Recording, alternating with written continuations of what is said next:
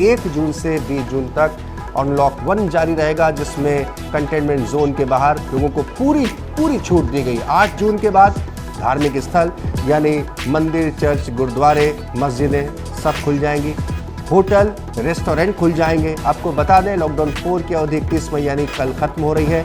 Lockdown 5, अब इसे lockdown करने के बजाय अनलॉक करना ज़्यादा ठीक शब्द होगा, क्योंकि अब इसमें पूरी तरह से सरकार के द्वारा, जो गृह मंत्रालय के द्वारा गाइडलाइन जारी की है, उसमें साफ लिखा है कि guidelines for phase reopening unlock 1, यानी इसे अनलॉक 1 नाम दिया गया सरकार की तरफ से, जिसमें कि 8 जून के बाद से रिलीजियस गतिविधियाँ, पूजा स्थल खुल जाएंगे, होटल, रेस्टोरेंट और अदर हॉस्पिटलिटी सर्विसेज यानी कि होटल्स तमाम खुल जाएंगे। शॉपिंग मॉल्स भी खुल जाएंगे 8 जून के बाद। ये अलग बात है कि यहाँ पर किस तरह से संचालन किया जाएगा, इसके लिए गाइडलाइंस जारी होंगी। अब जहाँ तक school, college, educational, training, coaching institute की बात है, साफ लिखा है कि विल बी ओपन आफ्टर, राज्य सरकारों के द्वारा बातचीत करने के बाद ही इन पर खोलने पर फैसला किया जाएगा। आखिरी चरण में मेट्रो का संचालन भी खोल दिया जाएगा। Cinema hall, gym, swimming pool, entertainment park, theatres, bar, auditorium, assembly halls आखिरी चरण में खोल दिया जाएगा। यानी अब कुल मिलाकर लॉकडाउन से बाहर निकलने की कवायद है लॉकडाउन 5। जहां तक रात के कर्फ्यू का बात है, जो अभी तक शाम के 7 बजे से सुबह के 7 बजे तक था, वो अब रात के 9 बजे से सुबह के 5 बजे तक रहेगा।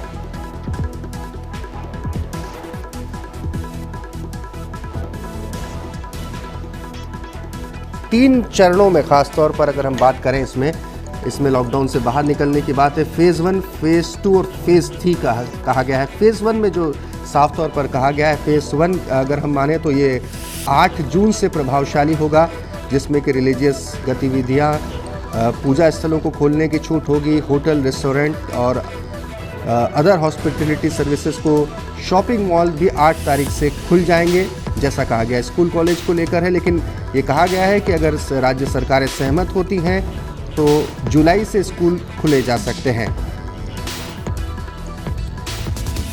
वहीं लॉकडाउन का जो फेज़ 3 होगा, जिसमें कहा गया है कि हालात का समीक्षा करने के बाद इनकी तारीखें तय हो जाएंगी, जिसमें फेज़ 3 में international air travel, metro, cinema. तो हमारे सहयोगी जितेंद्र बहादुर हमारे साथ में जुड़ चुके हैं। जितेंद्र बहादुर सिंह हमारे साथ में जुड़ चुके हैं। लॉकडाउन 5 नहीं बल्कि इसे तो अनलॉक कहना ही ठीक होगा, और सरकार ने भी, अपनी गृह मंत्रालय ने भी इसे अनलॉक 1 कहा है। जितेंद्र, बिल्कुल, गृह मंत्रालय ने जो लॉकडाउन ये जारी किया है, इसको 1 जून से 30 जून तक इसकी डेट दी गई है और इसको अनलॉक 1 कहा गया, यानी कि फेज मैनर में इसको धीरे धीरे खोलने की बात कही जा रही है। और इसमें बहुत सारे ऐसे जो विषय हैं जिसमें बहुत सारी चीज़ों को अभी भी रिस्ट्रिक्शन में रखा गया है। जिसमें मेट्रो की बात करें, इंटरनेशनल फ्लाइट जो हैं वो भी अभी रिस्ट्रिक्शन में रहेंगी। साथ ही ये भी कहा गया है कि पॉलिटिकल गैदरिंग और सोशल गैदरिंग ज़्यादा नहीं होगी। वहीं दूसरी तरफ अगर बात करें तो जो धार्मिक गैदरिंग है, जो मंदिर हैं, वो मस्जिद हैं, बहुत सारी जगहों पर ये सब खुल जाएगा। तो इस तरीके की गाइडलाइन ये जारी की गई है और ये अनलॉक 1 इसको कहा जा रहा है, यानी कि धीरे धीरे फेज मैनर में इसको खोला जाएगा। वहीं जानकारी ये दी गई है कि 8 तारीख के बाद, यानी कि 8 जून के बाद धार्मिक गतिविधियों में तेजी आ सकती है। लोग धार्मिक गतिविधियों में मंदिरों में जा सकते हैं। इस तरीके की बात गृह मंत्रालय की इस गाइडलाइन में कही गई है। सरकार ने जो अनलॉक 1 कहा इस पूरी गाइडलाइन को, जिसमें अभी भी ये कहा जा रहा है कि नाइट कर्फ्यू रहेगा, जो कि रात 9 बजे से सुबह 5 बजे तक रहेगा। वहीं दूसरी तरफ ये भी जानकारी दी गई है कि स्टेट जो है इस पर फैसला ले सकते हैं कि उनको अपने एरिया में कंटेनमेंट के बाहर किस तरीके से गतिविधि चलानी है। इसके भी बारे में जानकारी गाइडलाइन में दी गई है। गृह मंत्रालय की तरफ से ये भी कहा जा रहा है कि अनलॉक 1 में कुछ जगहों पर छूट दी जा रही है, तो कुछ जगहों पर अभी भी रिस्ट्रिक्शन रहेगा। जिसमें मेट्रो के परिचालन की बात दिल्ली में कही जा रही थी, वो अभी भी नहीं होगा। इसके अलावा जो बहुत बड़े रेस्टोरेंट हैं वहां पर गैदरिंग नहीं हो सकती है। इस तरीके की जानकारी इस गाइडलाइन में दी गई। एक और महत्वपूर्ण बात है, क्योंकि इसमें कहा गया है कि इंटर स्टेट या इंट्रा स्टेट आवाजाही के ऊपर कोई प्रतिबंध नहीं होगा, किसी भी तरह के अप्रूवल या ई पास की कोई आवश्यकता नहीं होगी। तो दिल्ली एनसीआर के लिहाज से अब ये मान लिया जाए कि अब दिल्ली नोएडा या दिल्ली गाजियाबाद आवाजाही पर जो जिस तरीके की पाबंदियां लगाई गई थी अब वो नहीं होंगी।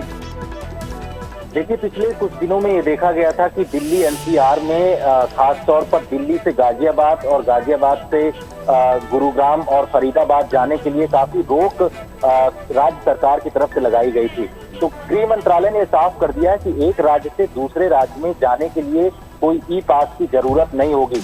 लेकिन वहीं दूसरी तरफ राज्यों को भी ये अधिकार दिए गए हैं कि वो कंटेनमेंट एरिया यानी कि उसके आसपास के इलाके में वो किसी भी तरीके का निर्णय ले सकते हैं। तो ऐसे में ये कहा जा सकता है कि राज्य सरकार अगर चाहेगी तो एक राज्य से दूसरे राज्य में जो मूवमेंट की बात गृह मंत्रालय की गाइडलाइन में कही गई है, उसमें अगर उनको लगता है कि उनके इलाके में कोरोना संक्रमण फैल रहा है किसी राज्य से, तो उस इलाके में वो रोक लगा सकते हैं। इस तरीके की जानकारी गाइडलाइन में नहीं कही गई है सीधे तौर पर कि राज्य इसमें रोक नहीं लगा सकते हैं। तो ऐसे में ये कह सकते हैं कि 30 जून तक जिस तरीके से इसमें कहा गया कि फेज्ड मैनर में धीरे धीरे छूट दी जाएगी, जिसमें धार्मिक जो गतिविधि है उसको करने के लिए छूट दी जाएगी। इसके अलावा सेकेंड फेज में कहा गया है कि स्कूल कॉलेजेस जो हैं वो राज्यों के साथ कंसल्टेशन करके वो इसमें अपने हिसाब से छूट दे सकते हैं। तो इस तरीके की बात इस गाइडलाइन में कही गई